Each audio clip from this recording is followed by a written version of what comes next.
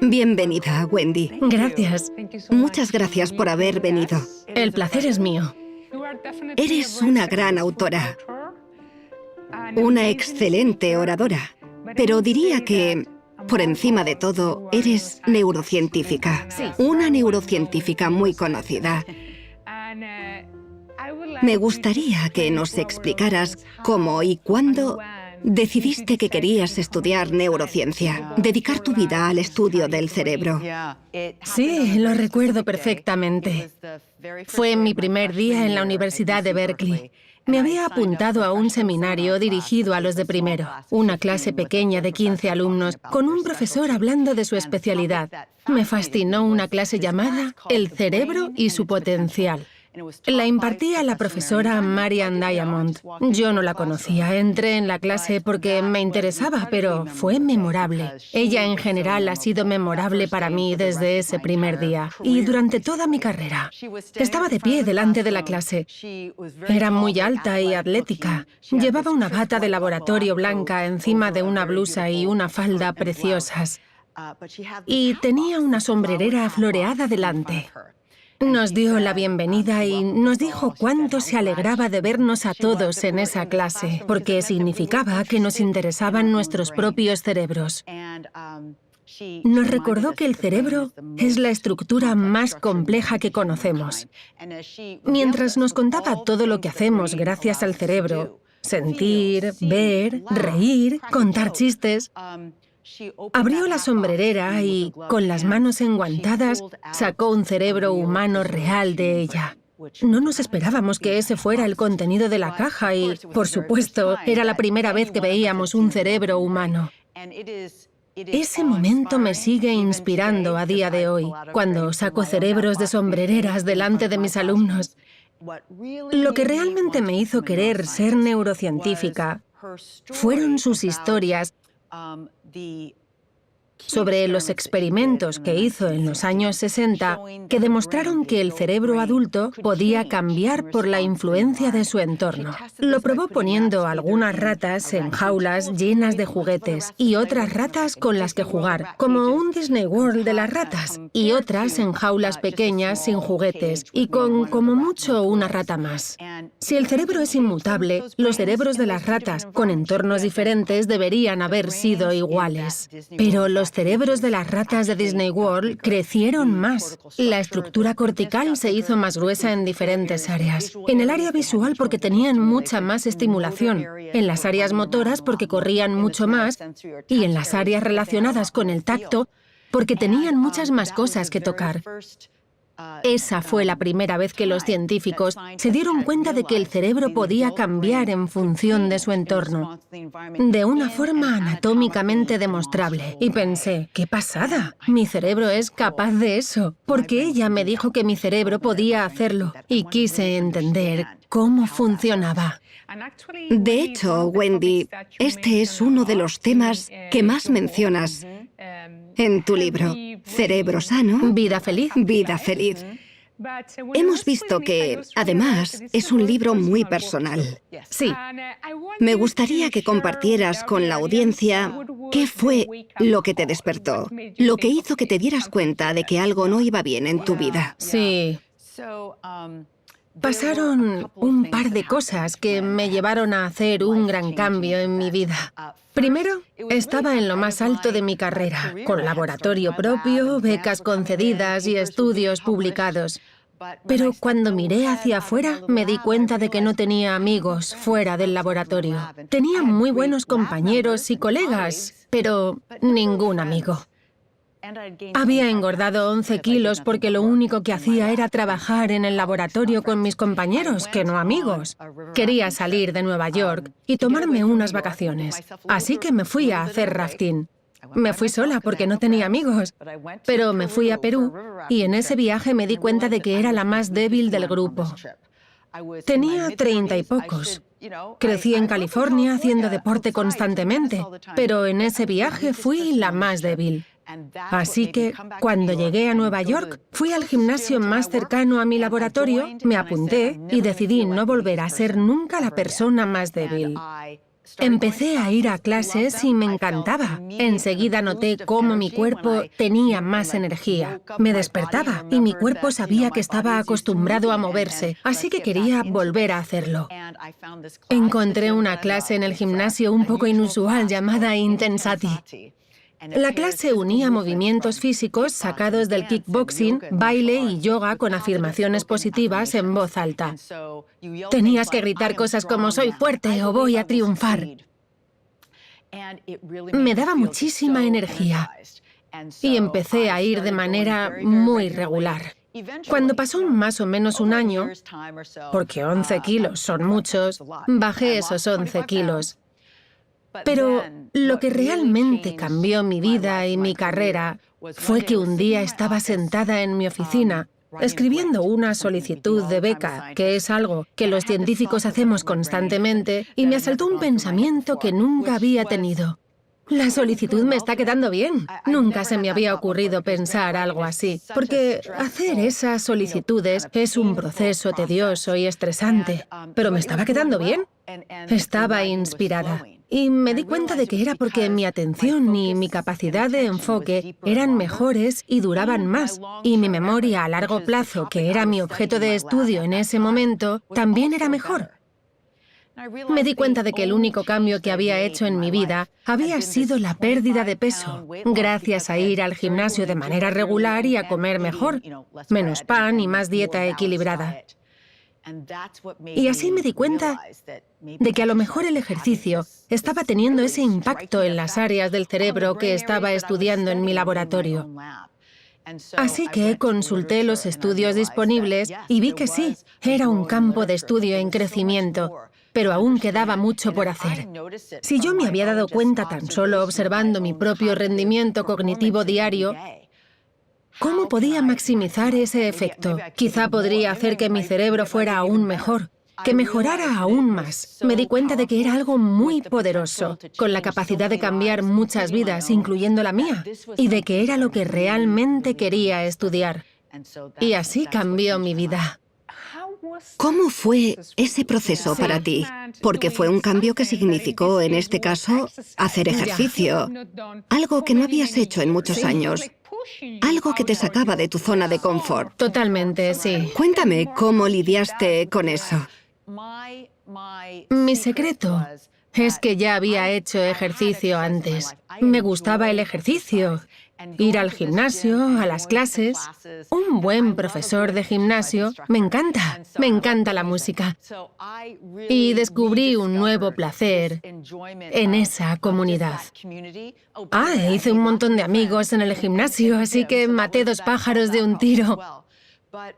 Lo disfrutaba de verdad. Me gustaba el reto de ir a clases cada vez más difíciles y probar cosas diferentes. Iba a un gimnasio con muchísima variedad de clases. Había de todo, desde kickboxing a clases de esgrima samurái, pasando por la clase de Intensati, a la que fui, que era muy nueva. Solo fui porque lo otro que podía hacer era algo así como cardiomilitar, y sonaba muy fuerte. Así que fui a la otra clase aunque no sabía qué era. Resultó ser aún más dura porque es muy complicado gritar todas esas cosas mientras estás haciendo actividades aeróbicas. Más que hacer el entrenamiento de cardiomilitar donde no tienes que decir nada. Era parte del truco. Incrementa la carga cardiorrespiratoria y a la vez es un beneficio psicológico, porque al gritar tantas cosas positivas, aumenta aún más la subida natural del ánimo que proporciona el ejercicio físico. Esto acabé estudiándolo en mi laboratorio. El ejercicio estimula los neurotransmisores que te mejoran el ánimo, como son la serotonina, la dopamina, la noradrenalina, las endorfinas y demás. Mientras haces ejercicio, tu cerebro está como en un spa, llenándose de neurotransmisores positivos.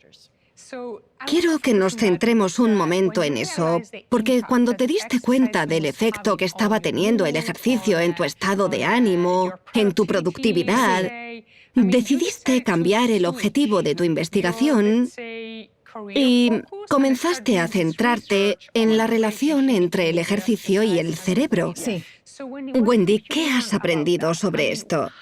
cómo cambia el ejercicio nuestro cerebro, tanto morfológicamente como su funcionamiento.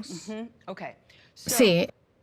Mantengo que el ejercicio es la acción que más impacto puede tener en tu cerebro hoy mismo y la acción que más impacto puede tener en cuanto a su longevidad en el futuro. Por 3 motivos. El primero es el que hemos estado comentando. La actividad física tiene efectos inmediatos en el funcionamiento del cerebro. Como hemos comentado, hay una mejora inmediata del estado de ánimo, porque estás estimulando de manera directa los neurotransmisores positivos que hemos mencionado: serotonina, dopamina, noradrenalina y endorfinas. Pero eso no es todo. También estás mejorando la actividad de tu corteza prefrontal. Tu capacidad de manejar y centrar tu atención es objetivamente mejor tras una sola sesión de entrenamiento. Esto es parte del trabajo que he realizado en mi laboratorio. Una sesión de 50 minutos de ejercicio, de intensidad media a alta, mejora de manera significativa tu capacidad de manejar y centrar tu atención. Así que, si te encuentras en una situación en que necesitas estar de buen humor y concentrada, lo mejor que puedes hacer es entrenar justo antes de la misma. Ese es el motivo número 1. Que hay beneficios inmediatos, pero hay que tener en cuenta que una sesión de entrenamiento no nos va a mejorar el cerebro para toda la vida. Puede tener un efecto inmediato, pero la transformación real ocurre cuando haces lo que hice yo: cambiar tu régimen de entrenamiento para mejorar tu capacidad cardiorrespiratoria. Mejoré muchísimo mis capacidades en esa área y sigo trabajando para mantener y mejorar mi forma física. Gracias al ejercicio a largo plazo, estarás cambiando literalmente tu cerebro. El efecto más importante de esto es que al hacer ejercicio, estimulamos el nacimiento de nuevas células cerebrales en la estructura que yo llevaba estudiando 25 años, antes de cambiar de objeto de estudio, la estructura más importante para la memoria, el hipocampo. Al hacer ejercicio, nacen nuevas células cerebrales que funcionarán mejor que las células que llevan en tu hipocampo desde que naciste. Son más excitables, tienen mayor predisposición a incorporarse a los circuitos de la memoria que las células que llevan ahí toda tu vida y hacen que tu memoria funcione mejor. Creo que casi todo el mundo, si pregunto, ¿quieres tener mejor memoria a largo plazo? Por supuesto. Sí, la respuesta es sí. Es un asunto crítico.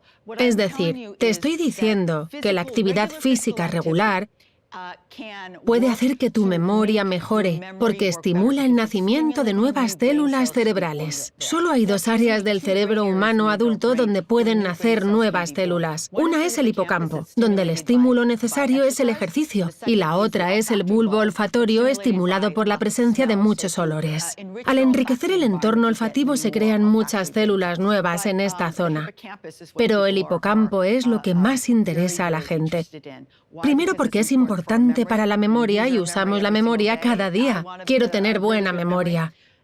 Y segundo, porque es la estructura cerebral a la que más afecta la vejez y la demencia, cuya principal manifestación es el Alzheimer. Haciendo ejercicio de manera regular mejora el funcionamiento de la memoria de manera instantánea antes de alcanzar la edad dorada.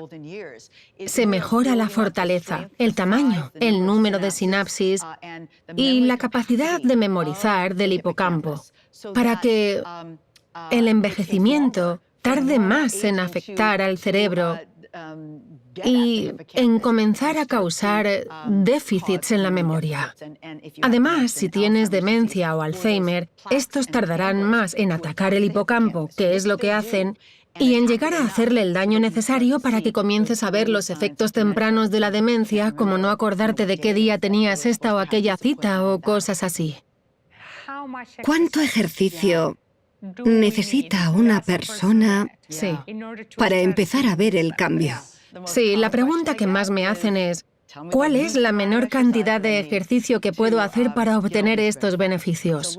Lo que sabemos en este momento es que habría que hacer ejercicio al 60% o más de nuestra capacidad cardiovascular, 3 veces por semana durante unos 45 minutos. Pero no es más que una aproximación.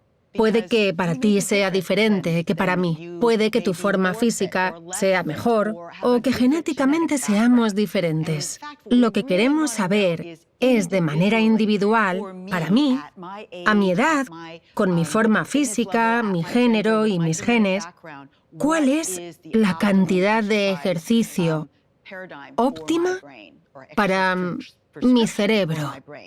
Esa es la pregunta a la que estoy intentando encontrar respuesta en mi laboratorio. Estamos intentando hacer pruebas en muchísima gente y para varios tipos de ejercicios, porque, por ejemplo, yo odio la cinta de correr. Si me pones a correr en la cinta no estaré ni la mitad de a gusto que si hago un tipo de ejercicio que disfrute. El tipo de ejercicio también marca la diferencia. Trabajamos con estudios de baile porque es una actividad alegre y que se disfruta mucho, por ejemplo. Hay una gran diferencia. Se publicó un artículo en el New York Times que decía que el baile era la col rizada del ejercicio. No sé si estoy de acuerdo, pero quizá tengan razón. Haciendo pruebas lo sabremos. Nadie ha hecho una comparativa sistemática de las diferentes formas de ejercicio aeróbico o de resistencia, así que lo estamos haciendo nosotros. Wendy, si hablamos de los niños, y estoy teniendo en mente los estudios que afirman que los niños no hacen suficiente ejercicio. Sí. Y supongo que el no ejercitar el cuerpo puede tener efectos devastadores en el cerebro, sobre todo en edades tempranas en que éste aún está en desarrollo. Sí, totalmente. Como especie, estamos hechos para movernos, estar sentados jugando a videojuegos o simplemente llevar un estilo de vida sedentario, lo cual se ha convertido en una epidemia tanto en niños como en adultos hoy en día, no es bueno ni para nuestro cuerpo ni para nuestros cerebros. Es importantísimo que los niños adopten hábitos de vida saludable desde pequeños. Y teníamos la solución en nuestro sistema educativo. Se llama educación física y se hacía todos los días. No era para tanto, era una parte más del día en el colegio. Y se ha ido quitando poco a poco porque necesitan más tiempo para estudiar. Es absolutamente contraproducente, porque necesitan ese ejercicio para que sus cerebros alcancen su potencial completo. Hay que volver a hacerlo todos los días. Me gustaría que discutiéramos todos los posibles efectos del ejercicio. Sí. Y uno de ellos es cómo nos ayuda a lidiar con el estrés, algo muy común en nuestra sociedad hoy en día. Sí, desde luego. Ese es uno de los efectos más valiosos del ejercicio regular. De hecho, si hablas con gente que va al gimnasio, más de la mitad de ellos no tienen ni idea de neurociencia, pero te dirán, es mi método para controlar el estrés. No podría lidiar con el estrés y la ansiedad de mi vida diaria sin hacer ejercicio. Y no se dan cuenta de que lo que están haciendo es cambiar los niveles de los neurotransmisores que controlan su humor y proteger su hipocampo de los efectos devastadores que tienen los niveles altos de la hormona del estrés, el cortisol. Los niveles elevados de cortisol en el cerebro, como ocurre por ejemplo en personas con estrés postraumático, literalmente hacen más pequeño el hipocampo, matan sus células. Los procesos del hipocampo, las dendritas, comienzan a marchitarse, lo cual es terrible para la anatomía y la salud del mismo. El ejercicio protege el hipocampo de los efectos que puede tener el exceso de cortisol. Digamos que el estrés postraumático es un ejemplo extremo. Sí. Pero mucha gente está expuesta a lo que llamamos estrés tóxico, estrés crónico o estrés a largo plazo. Correcto. ¿Cuáles son los efectos de este tipo de estrés en nuestro cuerpo? Obviamente, tenemos mecanismos biológicos que nos ayudan a controlarlo, Sí. pero si ese estrés sigue presente durante mucho tiempo, Sí. supongo que en algún punto y quiero que nos hables de esto, nuestro cuerpo, nuestro cerebro, deja de ser capaz de lidiar con ello. Sí, desde luego. El estrés crónico no solo provoca daños extremos al cerebro. Una de las áreas del cerebro más afectadas, de nuevo, es el hipocampo, porque en él hay muchos más receptores de cortisol, la hormona del estrés, que en el resto del cerebro. Por ello, el hipocampo es muy sensible a esto, pero no es ni de lejos la única área del cerebro afectada. La corteza prefrontal, una zona crítica para el manejo y el enfoque de la atención y la toma de decisiones, lo que llamamos funciones ejecutivas de alto nivel, también se ve seriamente afectada por el estrés. Por eso, vivir con un estrés crónico elevado comenzará a afectar a la capacidad de la persona de tomar decisiones, de concentrarse y a su memoria de trabajo, cuando éste afecte a la corteza prefrontal y a su capacidad de recordar cosas cuando afecte al hipocampo. Por eso, en situaciones de estrés muy elevado, a veces no recordamos lo que teníamos que decir porque el estrés empieza a afectar al hipocampo. Pero el estrés viaja hacia el resto de nuestro cuerpo y todos nuestros sistemas se ven afectados por él. El cortisol tiene efectos terribles en el sistema digestivo y por ello el estrés crónico puede causar úlceras. El estrés y los niveles elevados de cortisol también atacan al corazón, que puede llegar a debilitarse en periodos de estrés crónico. Y el sistema vascular también se ve afectado. Es un ataque generalizado a las áreas más importantes del cuerpo humano. Y el ejercicio nos puede ayudar a protegernos, porque ayuda a revertir estos efectos. No solo hace que nazcan nuevas células en el hipocampo, principalmente por factores de crecimiento que aún no he mencionado, pero uno de los motivos por los que el hipocampo se ve beneficiado por el ejercicio es porque este estimula la liberación de factores de crecimiento que forman parte de ese spa al que va el cerebro cuando ejercitamos el cuerpo y ayudan a proteger el hipocampo y hacer que crezca y se desarrolle. Los mismos factores de crecimiento, quizá no los mismos exactamente, pero los factores de crecimiento en general ayudan a la corteza prefrontal a incrementar su número de sinapsis y fortalecerla, además de crecer en tamaño. El ejercicio también fortalece el corazón y el sistema vascular.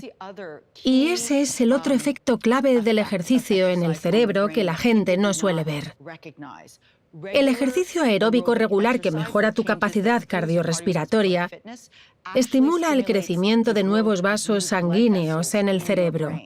Y esto es importantísimo, porque el cerebro es el consumidor número 1 de oxígeno de nuestro cuerpo. Cuantos más vasos sanguíneos tenga para proporcionarle esa sangre oxigenada, mejor funcionará. Ese es otro motivo por el que el ejercicio regular mejora el cerebro y puede ayudar a paliar los efectos del estrés en el mismo. Sé que el tema de tu próximo libro, que sale en septiembre, es la ansiedad. La ansiedad, sí. Y hablas de ansiedad buena y mala. Sí. No voy a pedirte que nos cuentes muchos detalles, pero quiero que nos des algunos consejos o pistas sobre cómo el ejercicio ayuda a lidiar con la ansiedad. Por supuesto, sí. Hay estudios que demuestran que el ejercicio regular que incrementa la capacidad cardiorrespiratoria ayuda a disminuir los efectos de la ansiedad, ayuda a reducir la ansiedad. Por los mismos motivos que palia los efectos de la depresión, porque estimula la producción de neurotransmisores como la dopamina y la serotonina, cambiando el humor. Se conoce más sobre los efectos del ejercicio en la depresión, en desórdenes depresivos graves. Estudios clínicos muy importantes han demostrado que el ejercicio aeróbico regular puede ser tan efectivo como algunos de los antidepresivos más frecuentes para tratar desórdenes depresivos graves, lo cual es impresionante. Hay pruebas también de que podría tener un efecto similar sobre la ansiedad. Mejora el humor, y nos da energía. Creo que el ejercicio es muy importante para cualquier persona que esté lidiando con ansiedad crónica, algo que está muy extendido en nuestra sociedad actual. Wendy, en tu libro mencionas otras cosas que pueden cambiar cómo funciona nuestro cerebro, mejorar su rendimiento o hacernos más felices. Sí. Además del ejercicio, los llamas brain hacks o trucos para el cerebro. ¿A qué te refieres? ¿Qué son? Estos trucos son maneras rápidas y fáciles de mejorar el cerebro. Por ejemplo, respecto al ejercicio, no hace falta que te apuntes para hacer un triatlón. Con ponerte tu canción favorita y bailar dándolo todo en la cocina puede ser suficiente. A ese tipo de cosas me refiero. Cada capítulo de Cerebro Sano, Vida Feliz tiene uno de estos trucos al final que te permite incorporar las ideas de las que se ha hablado a lo largo del capítulo en tu vida diaria, ya que todas se han diseñado para que solo roben 4 minutos o menos de tu tiempo. Si quisiéramos usar este tipo de trucos para las áreas más cognitivas del cerebro, ¿qué nos recomendarías?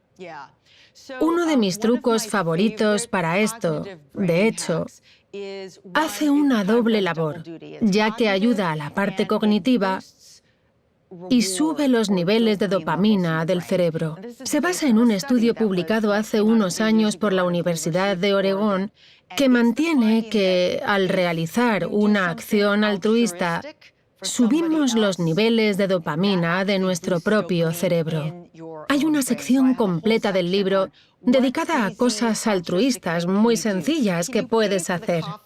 Pagar el café de la persona que va detrás de ti en Starbucks, por ejemplo, son 3 euros, es muy sencillo. Pagar el peaje del coche que va detrás de ti en la cola. Dejar una propina a la persona que se encarga de limpiar tu habitación de hotel.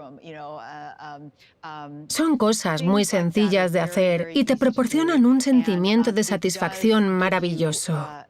Cuanto más signifique para ti la buena acción que estás haciendo, mayor será esa satisfacción.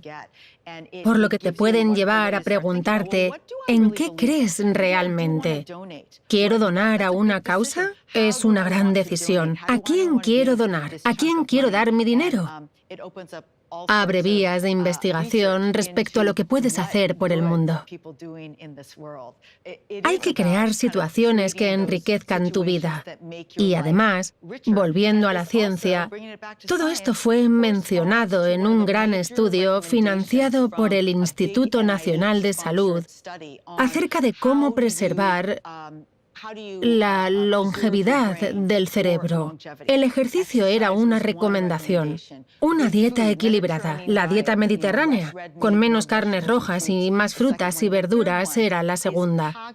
La tercera es superar retos cognitivos como pueden ser aprender un nuevo idioma, comenzar un nuevo trabajo o cambiar el objeto de estudio de tu laboratorio. Todas estas cosas definitivamente mejoran la actividad y la salud del cerebro. Estoy segura de que parte del motivo de que las ratas del Disney World de los roedores tuvieran mejores resultados fue porque tenían desafíos que superar. Sí, se pasaban el día corriendo de un lado a otro, pero jugaban con otras ratas y con juguetes nuevos cada día. Hacían muchas actividades diferentes con muchos elementos distintos cada día. Y ese tipo de creatividad podemos reproducirla en nuestras vidas. Mencionas las relaciones, Wendy. La interacción humana siempre se considera el ingrediente número 1 para la felicidad. Sí. Hay una historia muy conmovedora en tu libro, donde describes cómo decidiste cambiar la relación con tu padre. Sí. Sí. Cuando le diagnosticaron una enfermedad neurológica. Sí. Quiero que me lo cuentes. ¿Cómo convertiste esa relación en una más emocional? y el impacto de las emociones en todo el proceso. Sí, suelo describir mi cambio a una vida activa como algo basado únicamente en el hecho de que había ganado peso y fui al gimnasio, lo cual es cierto, fue una motivación muy grande. Pero he de añadir que, al mismo tiempo que empecé a notar los efectos positivos del ejercicio en mi cerebro, mejoras en mi atención, memoria y ánimo, fue cuando diagnosticaron a mi padre de demencia. Todo lo que había mejorado en mí, todas esas habilidades cognitivas, estaban empeorando en él, un hombre muy inteligente, ingeniero eléctrico en Silicon Valley, en sus inicios en los años 70. Muy listo, curioso, siempre leyendo algo. Y un día llegó a casa después de ir, como todas las tardes, a por su café a una cafetería cerca de casa, a solo unas 7 calles de distancia, y le dijo a mi madre que le había costado encontrar el camino de vuelta. El hipocampo es una estructura crítica para la memoria espacial. Enseguida me di cuenta de que le pasaba algo en el cerebro. Le busqué un buen neurólogo. Y se estabilizó. No se encontraba muy bien, pero mejoró. Eso sí, nunca recuperó la memoria del todo. Su personalidad era la misma, pero le costaba recordar cosas que antes hubiera sabido. Entonces, me di cuenta de que quería cambiar nuestra relación personal. Como descendiente de tercera generación de japoamericanos, nuestra cultura es muy educada y amable, pero no muy afectuosa. Por ejemplo, en mi vida adulta no había dicho nunca "te quiero" a mis padres. Es algo muy emocional. No lo hacemos. Cuando pasó todo esto, cuando vi que mis padres se hacían mayores, me di cuenta de que quería decírselo. Ellos vivían en California y yo en Nueva York. Sabía que no podía empezar a decirlo como si nada cuando hablábamos por teléfono los domingos, así que decidí que lo correcto sería pedir permiso y que lo haría ese mismo domingo. Me puse muy nerviosa y me molestaba pensar que, como adulta, tuviera que pedir permiso a mis padres para eso. Era ridículo y estuve a punto de dejarlo pasar. Pero lo cierto es que tenía miedo, no sabía qué dirían porque nunca había preguntado algo así. Y ya que iba a preguntarlo, no quería que me dijeran que no. Así que me decidí. La única manera de saberlo era preguntando. Ese domingo me preparé mentalmente y les llamé. Las llamadas eran siempre iguales.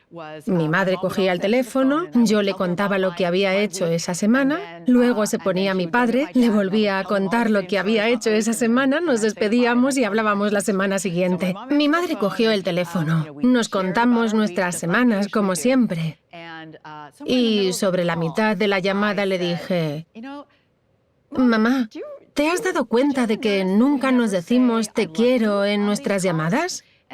¿Qué te parecería si nos despidiésemos diciéndolo?» Y se hizo el silencio, un silencio largo, porque nunca le había preguntado algo así. No me sorprendió, pero me di cuenta de que estaba conteniendo el aliento porque no sabía qué me respondería. Después de una pausa muy larga me dijo, «Me parece una idea estupenda. Menos mal». Hice como si nada. «Genial, genial». Acabamos de hablar y me di cuenta de que la situación se tensaba, como dos leones rondándose, porque las dos sabíamos que había acabado la conversación y teníamos que decirlo. Es una cosa hablar de decirnos que nos queremos y otra diferente el decirlo en voz alta.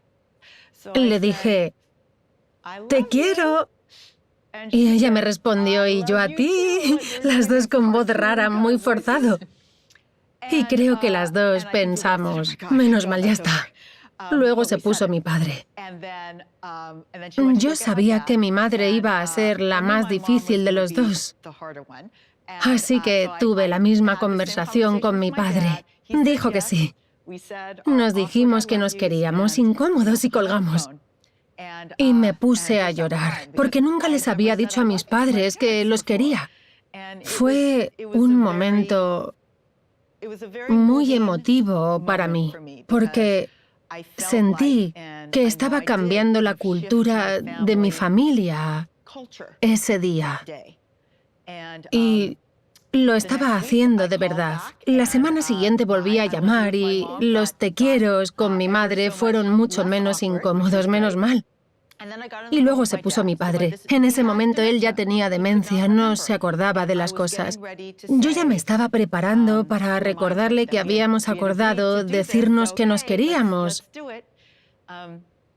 Pero me sorprendió, porque ese domingo, y todos los domingos después de aquello, él siempre se acordaba de decirme te quiero primero. Como neurocientífica especializada en la memoria sé por qué. La resonancia emocional fortalece la memoria, incluso para alguien cuyo hipocampo no funciona bien. Por eso recordamos los momentos más felices y más tristes de nuestras vidas. Creo que para mi padre, lo que hice fue memorable. Su hija adulta le preguntó si podía decirle que le quería. Quizá su amor por mí o el orgullo que sintió porque esto hubiera pasado creó un nuevo recuerdo a largo plazo para él. Mi padre murió el año pasado. Y siempre tendremos las conversaciones del antes del te quiero y las del después del te quiero, que han afectado mucho a mi vida desde entonces. Creo que fuiste muy valiente y la historia ha sido muy conmovedora. Escucharte contarla en persona aún más. Sí. ¿Cómo podemos sacar ventaja de este impacto que tienen las emociones para que nuestros cerebros funcionen mejor? Siempre hay muchas oportunidades para ser valiente. Creo que, para mí, se trata de estar lista para contar lo que sientes en situaciones difíciles, para hacer algo. A lo mejor no te están tratando de manera justa por ser mujer, por ser una mujer científica o una mujer de negocios. Tienes que ser valiente y hablar por ti misma y tienes que saber hacerlo de manera estratégica para obtener un resultado positivo y no permitir que tu vida salte por los aires.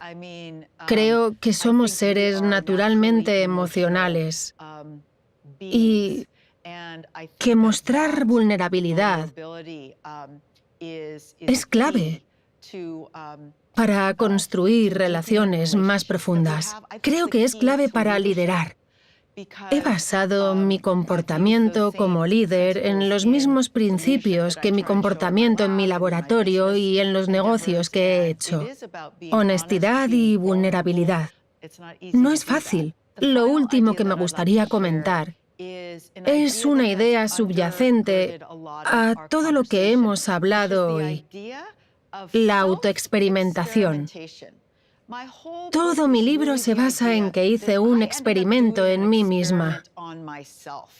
Fui al gimnasio porque quería perder peso, pero acabé haciendo un experimento que cambió mi cerebro. Me di cuenta de ello. Y, como has comentado, el experimento que he intentado reproducir durante toda mi vida es el del entorno enriquecido. ¿Qué vida y experiencias quiero tener para enriquecerme y conseguir un cuerpo y cerebro lo más sanos y activos posible, para vivir el mayor tiempo posible con altos niveles de cognición? Este no es un experimento limitado a neurocientíficos. Es algo que puede hacer cualquiera, porque lo que mides es cómo de bien te sientes. ¿Ese ejercicio te hace sentir bien? ¿Odias esa forma de hacer ejercicio? Vale, no la hagas, pero encuentra una que te guste. Ir a pasear con un amigo, caminar hacia algún sitio en concreto,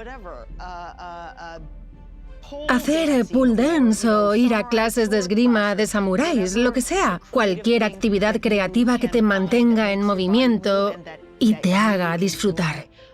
Hazlo con la comida, con la meditación y el silencio, con el tipo de relaciones que tienes y la vulnerabilidad que muestras en ellas.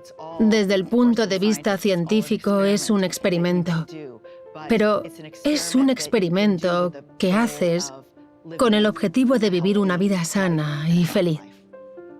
Muchas gracias, Wendy. A vosotros.